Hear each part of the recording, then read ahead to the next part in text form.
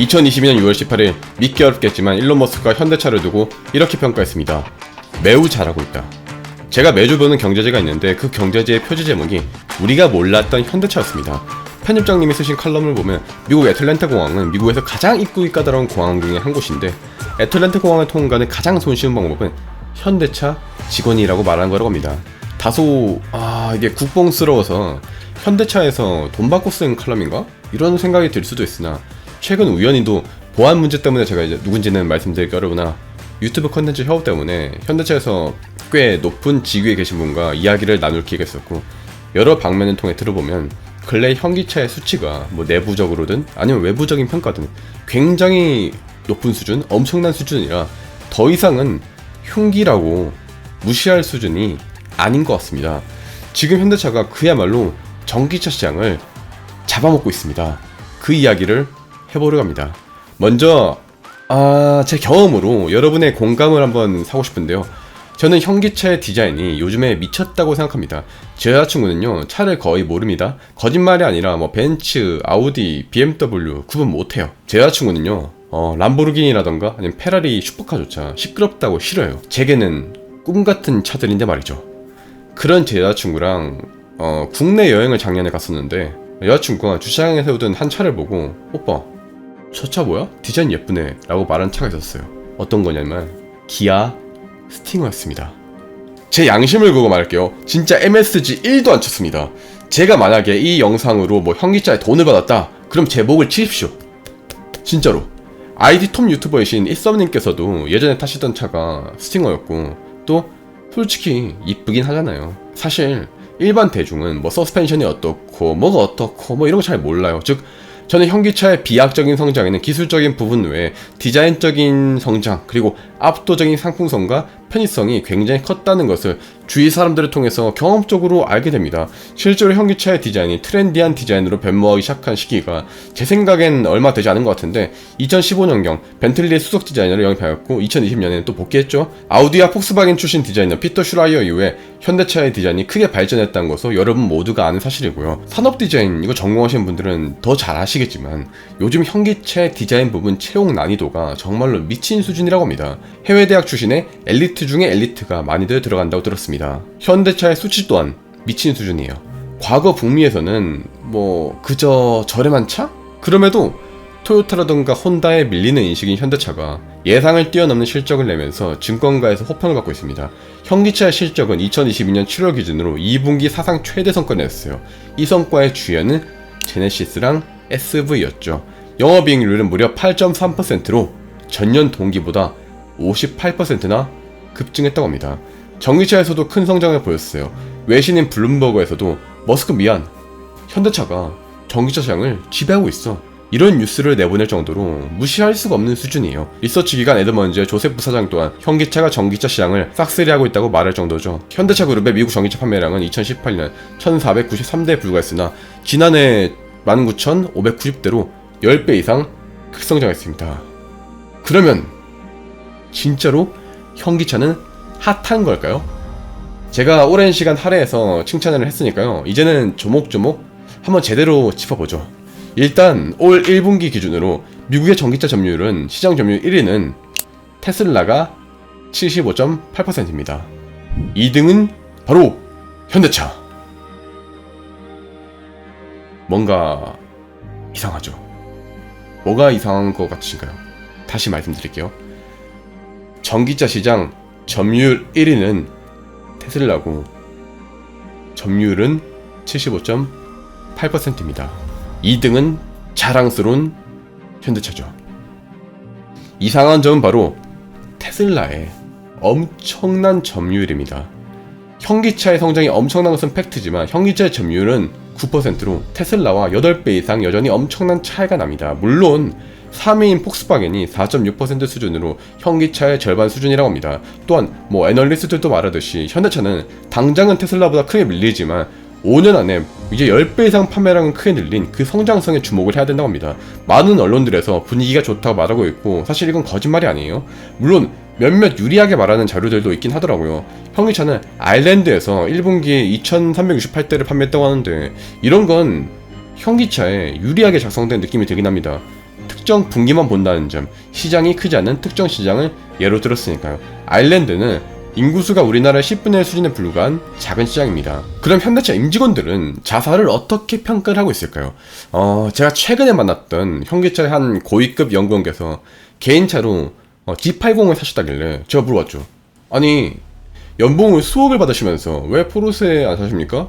사장급들 눈치가 보여서 그런 건가요? 라고 제가 여쭤봤는데 저한테 그건 아니고요 대표님, 제네시스 좋아요. 저는 제네시스가 벤츠보다 나아요. 저 G80 4천만원에 샀어요. 얼마나 좋은데요? 라고 말씀하신 게 기억이 납니다. 실제로 저는 차 알못이지만 자동차 보는 걸 좋아해서 BMW, 벤츠, 포르쉐 등등 다양하게 이제 가보고 또 운전도 하고 경험도 해보는데요. 차 알못인 제가 느끼기에는 진짜로 제네시스 G80이 벤츠 이클이라던가 BMW 5 시리즈보다 훨씬 더 고급스러웠어요. 제네시스 G90으로 가면 벤츠 S클래스랑 비벼도 전혀 밀리지 않는 그런 느낌마저 받았습니다. 그래서 개인적으로 친한 선배 중에 미국에서 대학을 나왔고요, 현재 현대차 연구원으로 계신 분이 있어요. 그래서 여쭤봤어요. 미국 대학 나왔고 또 이제 현대차를 다니시니까 가장 잘 알겠죠. 그분이 대학을 다니는 시절에는 한국 친구들을 제외하고는 현대차를 보기가 어렵다고 합니다. 아마 지역 특성상 미국은 로드라던가 SUV를 선호하기 때문이겠죠. 하지만 미국에서 근래 제네시스에 대한 관심이 매우 커진 것 같다. 실제로 최근 미국에 오랜만에 놀러가니 현기차가 진짜 많아서 놀랐다고 합니다. 즉 팩트만 말하면요, 언론사에서 다소 유리한 수치들을 인용하는 감이 있긴 하지만 현기차의 성장세가 진짜로 엄청나게 미친 수준이고 우리만 막 흉기라고 무시하고 있다는 것도 팩트입니다. 영업이익률이랑 판매량의 압도적 증가는 거짓말하지 않습니다.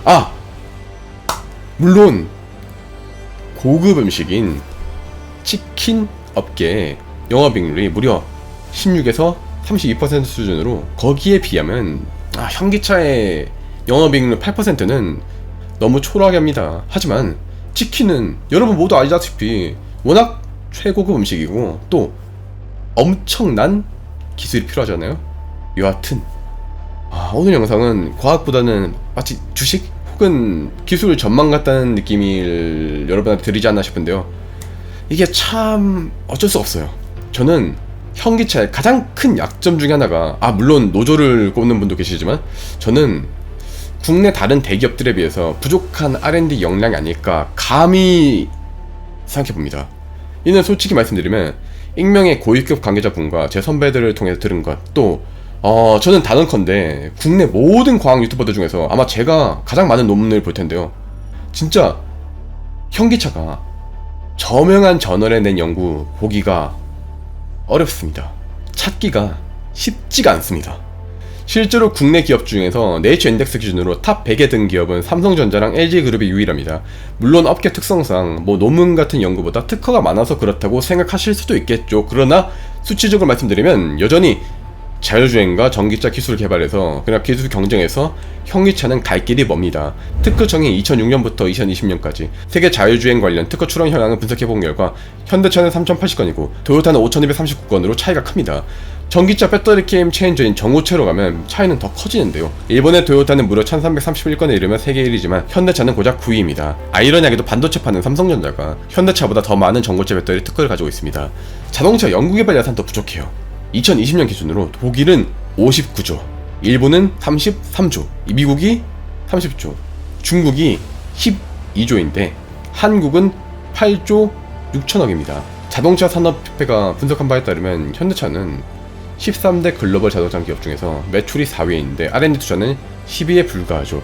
인력 또한 미국과 독일이 10만 명이 늘어날 동안 현기차는 오히려 2.4% 감소했습니다. 이 문제들은 현대차에서 연구원을 일하고 있는 선배도 지적한 문제예요. 아직 부족하다고 느끼고 또 연구소 인력도 다소 부족하다. 또한 윗사람들이 직원들을 어떻게 생각하고 방향을 어떻게 보는지도 모르겠다.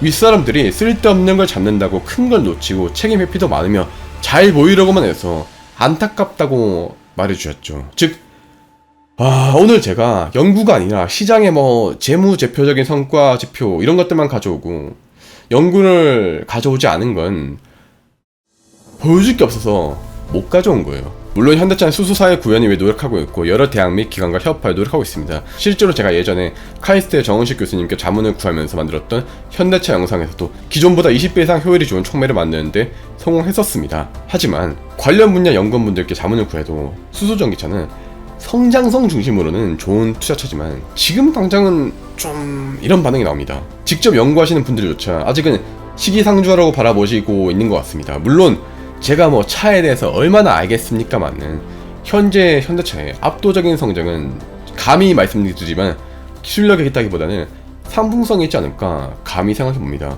상품성이 곧 기술력 아니냐 이렇게 반문할 수도 있지만 저는 기술력이 없어도 상품성은 좋을 수 있다고 생각합니다. 물론 그 상품성이 바로 경쟁력이긴 합니다. 그 경쟁력 덕분에 블룸버그조차 일론 머스크 미안 현대차가 시장을 지배하고 있어 이런 헤드라인을 단 것이죠. 현대차는 기술력도 준수한 편인데 편의성은 압도적이고 가격도 저렴하니까 상품성이 안 좋을 수가 없죠. 뭐 디자인이라던가 편의성만큼은 진짜 벤츠, BMW, 아우디 그 수준 혹은 그 이상이라고 봐도 저는 과언이 아니라고 생각합니다. 예를 들어서 저는 포르쉐 타이칸을 눈독 들이고 있어서 요즘에 나만의 포르쉐 옵션 만들기를 하고 있는데 포르쉐의 옵션지를 보다 보면 더더욱 현기차가 얼마나 선녀인지 알게 돼요. 예를 들어 현기차에선 기본 옵션인 크루즈 컨트롤의 차선 유지가 포르쉐에서는 340만원짜리 옵션이에요. 이거 휠 옵션인데 모닝 한 대 가격 정도로 사악하죠. 즉 현기차가 선녀고 대단한 것은 우리에게는 너무 가깝기 때문에 몰랐던 사실일지도 모릅니다. 매경 이코노미의 김소연 부장님은 이렇게 말씀하시더군요. 그야말로 우리가 몰랐던 현대차입니다. 아니 어쩌면 우리만 몰랐던 현대차였을지도 모르겠네요.